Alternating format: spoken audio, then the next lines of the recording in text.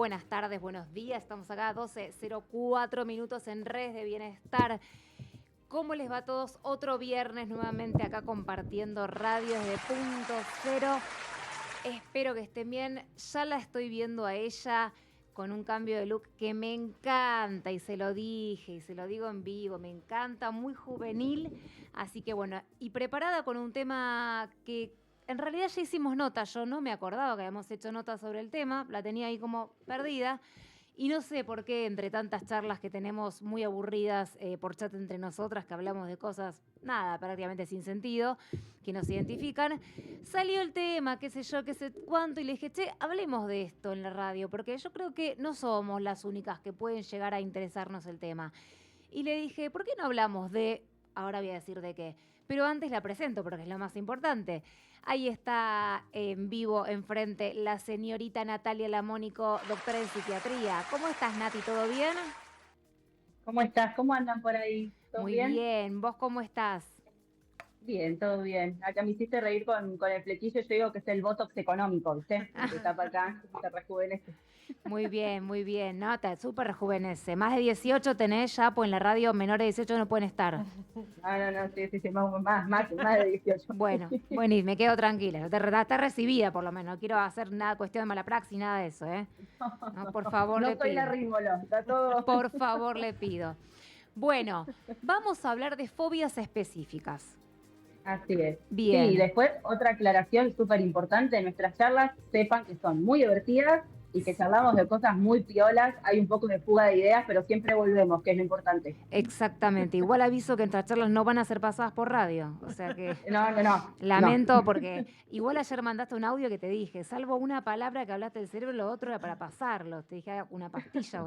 No, no, si supieran las charlas que tenemos nosotras, la verdad que son un lujo, un lujo. Pero bueno, es como risa, humor, aprendizaje, un poco de todo. Pero bueno, Sí. sacando la parte interna, un tema que a más de uno le va a interesar. Vamos a ver lo que llegamos en este cortito tiempo y quizás haya una parte 2 o 3 o especificar después los diferentes tipos de fobias. Pero hablando de fobias específicas, Nati, yo quería diferenciar, vos entra por donde quieras, pero ¿a qué llamamos fobia? Quizás a diferencia de un miedo o fobia, ¿cómo lo podemos diferenciar? Para la gente que por ahí no entiende tanto o no sabe tanto. Bien, sí, creo que eso es lo más importante a la hora de hablar de fobias específicas. Las fobias específicas dentro del DSM, que es el Sí, libro el manual diagnóstico que usamos en psiquiatría, sí. están dentro de los trastornos de ansiedad. Se llama, esto es un poco más técnico, pero bueno, está bueno como para Ujú. entenderlo, ¿no? Las fobias específicas, la diferencia que hay es que el miedo es irracional y desproporcionado a la situación o el objeto puntual. Esa es la diferencia. Siempre Bien, tenemos que recordar que el miedo es una emoción básica, normal, no es patológica. Es perfecto. una emoción, como todas las emociones que tenemos, que no tienen connotación negativa o positiva, sino que aparecen por y para algo. En el caso del miedo, aparece para decirnos, che, ojo, que esto puede llegar a ser peligroso. Hay un potencial riesgo en esto. Entonces ahí nosotros sentimos miedo y es lo que nos permite alejarnos de la situación, resolver, buscar ayuda, etcétera, etcétera. El miedo es normal. Ahora, Ujú. cuando ese miedo es irracional y desproporcionado a la situación o al objeto puntual, ahí hablamos de una fobia específica. Por ejemplo, capaz que a mí me dan miedo las tormentas, pero bueno, no sé, llamo a una amiga, cierro las ventanas, me quedo en casa, bueno, pasa. Ahora sí, ese miedo a las tormentas hacen que yo, cada vez que empieza a llover, deje de salir a la calle, empiece con sintomatología física, taquicardia, sudoración, empiece con una preocupación excesiva, capaz Ujú. que en realidad no es una tormenta, es una llovizna o se Sí, sí, está por sí. desencadenar una tormenta, pero yo ya empiezo con disnea, que es la sensación subjetiva de falta de aire, o con mucha sintomatología, bueno, ahí sí hablamos de una fobia específica, que en este Bien, caso se llama brontofobia, que es el miedo bien. irracional a los relámpagos o los truenos. Y como decías ¿Sí? vos, esto de Ahí, evitar la situación, cuando empiezo a evitar. exacto, que es lo otro característico de las fobias específicas. Lo que existe es la conducta evitativa como para compensar ese miedo irracional que es totalmente desproporcionado al estímulo. Entonces, dentro de lo que son los trastornos de ansiedad, porque acuérdense siempre que ansiedad Eso te iba a es un preguntar. síntoma. Está dentro del La trastorno de ansiedad ansiedad. exacto, la ansiedad es como la fiebre. Vieron Sí. que podemos tener fiebre por COVID, dengue, neumonía, infección urinaria, un montón de causas. La ansiedad es lo mismo, es una respuesta adaptativa. Conforma un trastorno cuando está muy presente, condiciona mi vida cotidiana y demás. Y dentro de los trastornos de ansiedad, la diferencia, o sea, a nivel del cerebro se desencadenan los mismos circuitos, pero la diferencia es cuál es el desencadenante. Si en el caso de las fobias específicas es un objeto o una situación puntual. Y después tenemos otros tipos de trastornos de ansiedad, que bueno, ahí nos meteríamos en el DSM, no es el tema, pero No, está bien. como para que más o menos lo vayamos Bien. ahí diferenciando. Bien. Y Nati, el origen de esto, o sea, el origen y a su vez, ¿cuándo puede...? O sea, por un lado el origen, digo, no sé si tiene que ver con cuestiones traumáticas de la infancia o no. Y por otro lado, dos preguntas en una. ¿Pueden aparecer en cualquier momento de la vida? ¿Pueden aparecer en niños, adolescentes? ¿No? O bueno, no sé, yo tengo 50 años y nunca tuve una fobia, ya no voy a tener. No, bueno, yo había dejado en Instagram hace unos días también una cajita y me preguntaron si había un factor hereditario, si había un componente Eso. genético.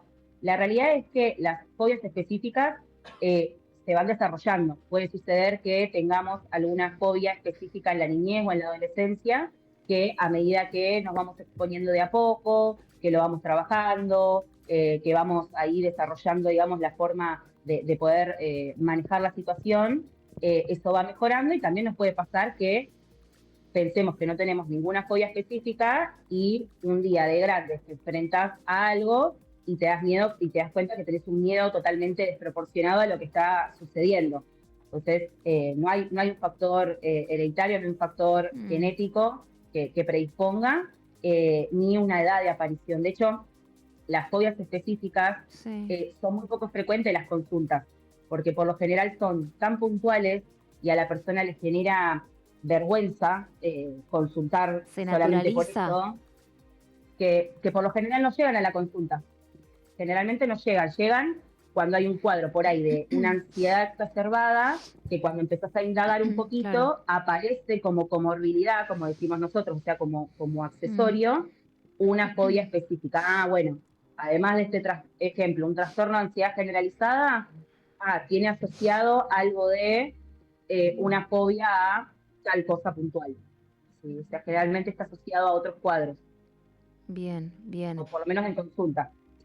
Perfecto. Y te iba a preguntar algo que es como, ¿tiene cura? ¿Se recupera? Nada, o sea, decís, porque a ver, hay muchas cuestiones que no tienen cura, pero se recuperan al 100% o un montón. Puede volver a aparecer o, digo, capaz que una cosa que no es, se me fue el miedo a la lluvia, pero lo traspaso a las arañas. No sé por qué dije arañas. Se me ocurrió, no sé si te resuena. Bueno, charlas que tenemos por ahí. Bueno, digo, ¿cómo es? ¿Se cura y me recuperé, ya está, no tengo más, pero puedo pasar a otra cosa? ¿Y tengo predisposición a tener? O no sé cómo es el mecanismo ahí. Sí, en realidad creo que lo que a mí siempre me gusta hablar más allá de los diagnósticos de salud mental, que cuando uno habla como de un padecimiento piensa en una posible cura, porque digamos nuestra formación es de esta manera. Creo yo que el gran laburo es trabajar sobre la gestión del miedo. ¿Qué es el miedo para mí? ¿Cómo gestiono el miedo? ¿Qué cuestiones me desencadenan un miedo más irracional que otro? ¿Cómo me posiciono frente a eso? Entonces, la realidad es que si hablamos de lo que es tratamiento, las fobias específicas pueden tener un tratamiento psicofarmacológico, en el cual, por lo general, el tratamiento es puntual, es para el momento de la exposición, porque piensen que los trastornos de ansiedad, estos son generalidades, ¿no? Sí. Pero por lo general, cuando pensamos en el psicofármaco, se va a tratar con algo de la familia de los antidepresivos, que van a regular el eje de base, y algún ansiolítico para, digamos, lo puntual. ¿Qué pasa? Los antidepresivos tardan en hacer efecto, tardan 4 o 5 semanas, tardan meses en distintos efectos que queremos, y son tratamientos que duran entre 6 meses y un año. Capaz la persona consultó porque el fin de semana se va a las cataratas en avión y no se puede subir. Entonces, no vamos a poner un fármaco que le va a hacer efecto de acá a 5 semanas y que va a tener que tomarlo entre 6 meses y un año. Entonces, por lo general, cuando hablamos de tratamiento psicofarmacológico, es algo puntual para la situación. Y después, lo que está comprobado, está estudiado y es lo que más se utiliza, es la terapia cognitivo-conductual, lo que es la terapia de exposición, que se hace de manera gradual, no se hace directamente con la situación. O sea, no es que le decís a la persona, bueno, enfrentate una araña. No, bueno, por ahí es dibujar una araña, fíjate videos en YouTube de arañas, saber qué te pasa, registrar los síntomas, cómo vivís vos ese miedo. ¿Tenés taquicardia, tenés sudoración, te paralizás, salís corriendo? ¿Qué te sucede para poder, como decíamos antes, aprender a gestionar el miedo, que no a todos, digamos, no todos lo gestionamos de la misma manera? Entonces, creo que uno de los puntos que están buenos es esto, ¿no? Como, bueno, entender cómo podemos ir trabajando el miedo, qué cosas nos desencadenan más miedo que otras.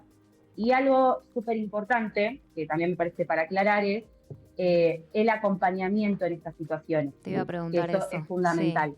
¿Cómo acompaña familia o amigos esto de... Exacto. ¿Cómo le podés tener, viste, decir, cómo le podés tener miedo si es una lluvia, si es un bichito, si es un avión, no pasa nada, yo estoy con vos? Bueno, ¿cómo hacemos para acompañar sin meter la pata, porque es un miedo irracional, pero la persona tiene miedo, o sea, y lo siente como real y te paraliza. Exacto. Y no podés. Sí, lo más importante es, como en cualquier situación de ansiedad, es brindar un espacio de seguridad. Bien. Acordémonos que en el caso del miedo es una emoción que aparece cuando hay un potencial peligro. Si hay un potencial peligro, yo tengo que empezar a liberar un montón de hormonas y neurotransmisores que me van a tener que preparar para eso. Entonces voy a correr, luchar, paralizarme, o a veces también puede pasar que me vuelva condescendiente, que haga como, no, bueno, no pasa nada, no, si yo puedo con esto, entonces no pido ayuda, no lo digo, puedo sola, y en realidad internamente la estoy pasando muy mal. Entonces, algo que es súper importante ahí es brindar un espacio de seguridad. Cuando el sistema nervioso se siente seguro, automáticamente baja el estado de alerta. Entonces, a veces lo único que tenemos que hacer es, por ejemplo, algo que es muy frecuente es el miedo a sacarse sangre. Lo deben de haber visto, eso a mucha gente le pasa. Sí. Entonces es, bueno, avisarle a la persona, mirá que a mí me da mucho miedo las agujas, puedo mirar para otro lado, me gustaría que me avises cuando me vayas a pinchar, o puedo entrar acompañada, me pueden dar la mano. Sí. Entonces eso automáticamente, ¿qué hace?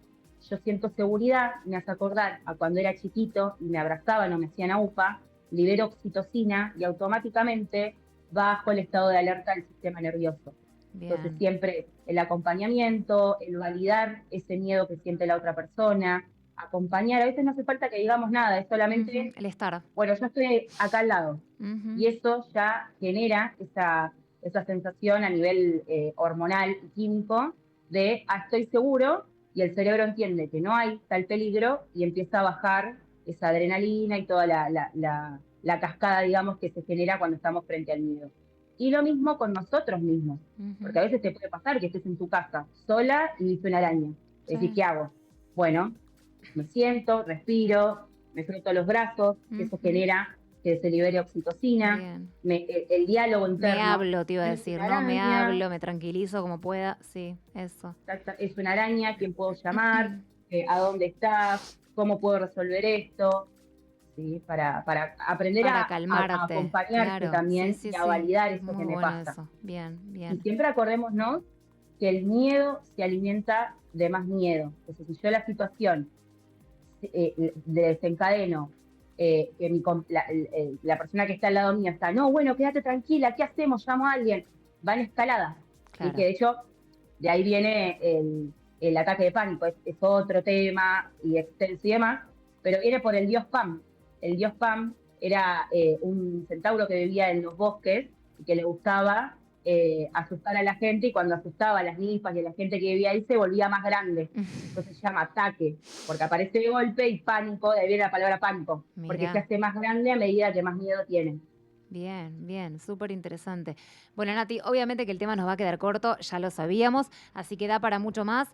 Que la gente empiece a hacer preguntas, comentarios y demás, y si quieren que hagamos una segunda parte con algo específico o con preguntas que nos hagan, obviamente lo haremos, más allá de ¿Sí? seguir con fobias en general, porque lo vamos a hacer. Yo quiero entrar después en algún tipo de fobias más específica. Nati, ¿dónde te sigue la gente?